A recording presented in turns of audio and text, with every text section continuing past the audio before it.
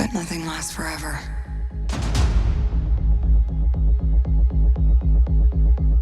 여러분 안녕하세요, 삐맨입니다. 드디어 2020년에 첫 번째 마블 영화이자 마블 페이지 4의 첫 번째 영화 블랙 위도우의 예고편이 공개되었습니다.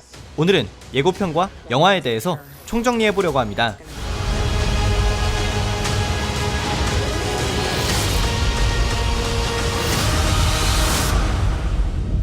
T'Challa told Ross what you did, so they're coming for you. 우선 이번 블랙 위도우의 단독 영화는 시빌워 때 토니의 경고를 받고 떠난 블랙 위도우가 어벤져스 인피니티 워 전에 겪은 이야기를 그린다고 하는데요. 블랙 위도우의 배역을 맡은 스칼렛 요한슨은 이번 영화가 러시아의 KGB 요원으로, I have no place in the world. Exactly. 쉴드의 요원으로, 그리고 어벤져스의 히어로로 늘 누군가를 위해 임무를 수행했던 블랙 위도우가 살면서 처음으로 자신의 독자적인 선택을 내리는 이야기가 될 것이라고 했습니다. 예고편에서는 좀 더 명확하게 외면했던 과거를 청산하는 것이라고 했는데요.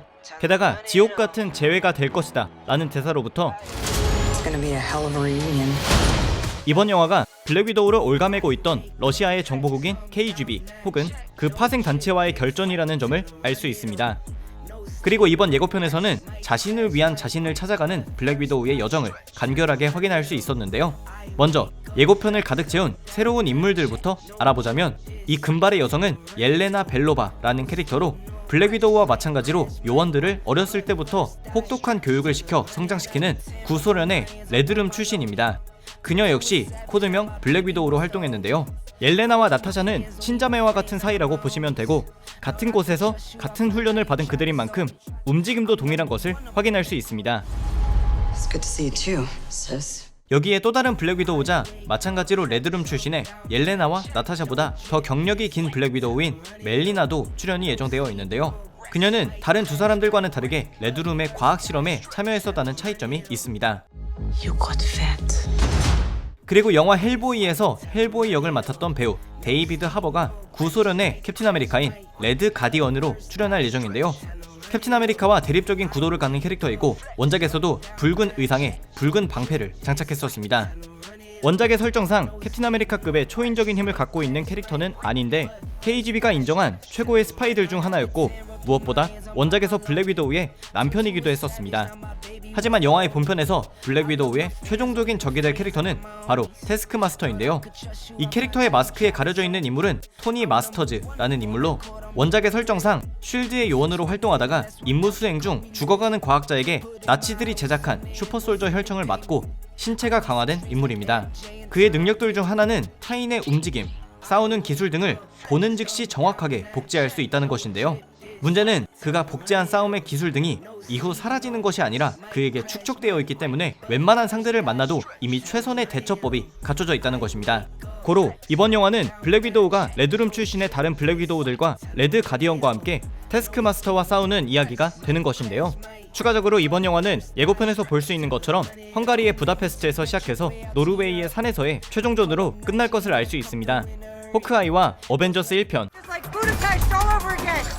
You and I remember Budapest very differently. 그리고 어벤져스 엔드게임에서 부다페스트를 언급했었는데 A long way from Budapest. 이번 예고편을 통해 부다페스트가 바로 블랙 위도우가 KGB 소속으로 활동했을 때 거주했던 본거지였다는 것이 밝혀졌는데요. Brings you home. 참고로 블랙 위도우가 호크아이를 은인처럼 여긴 이유는 바로 호크아이가 블랙 위도우를 KGB로부터 빼낸 장본인이기 때문입니다. 그 외에도 이번 영화에서는 시빌워의 마지막 부분에 토니 스타크의 등장도 예견되어 있는데요. 물론 마블 시네마틱 유니버스의 구세주라고 할 수 있는 토니의 얼굴을 보는 것은 언제나 반갑고 그립지만 어벤져스 엔드게임에서 제인 포스터 역의 나탈리 포트만이 재촬영을 하지 않고 토르 다크월드 때 사용하지 않은 장면들을 가져다 썼다는 데에서 충분히 토니도 시빌워 때 사용하지 않은 장면들을 가져다 쓸 가능성이 있다고 보입니다. 참고로 블랙 위도우의 체포를 명령한 로스 장군은 직접 등장이 확인되었는데요. 이 외에도 블랙 위도우의 새로운 그레이 톤의 수트, 그리고 노르웨이의 설산에서 싸우는 화이트 수트도 확인되었습니다. 네, 오늘은 영화 블랙 위도우의 첫 번째 예고편에 대해서 총정리해봤습니다. 이미 블랙 위도우의 죽음이 확정된 상황에서 마블이 굳이 블랙 위도우의 솔로 영화를 제작한 데에는 어벤져스의 1세대 멤버들 중 솔로 영화를 갖지 못하고 죽음을 맞이했기 때문도 있지만 타노스와의 전쟁을 그린 지난 11년의 이야기보다 더 큰 이야기를 그리는데 좋은 시작점이 될 것이라 판단해서라고 보입니다. 영화가 2020년 5월에 개봉한다는 점을 감안하면 아직도 약 반년 정도를 기다려야 하는데 그 사이 마동석 배우의 출연이 확정된 이터널즈의 예고편도 공개될 것이기 때문에 많은 기대와 함께 채널의 구독도 부탁드립니다. 감사합니다. 지금까지 삐맨이었습니다.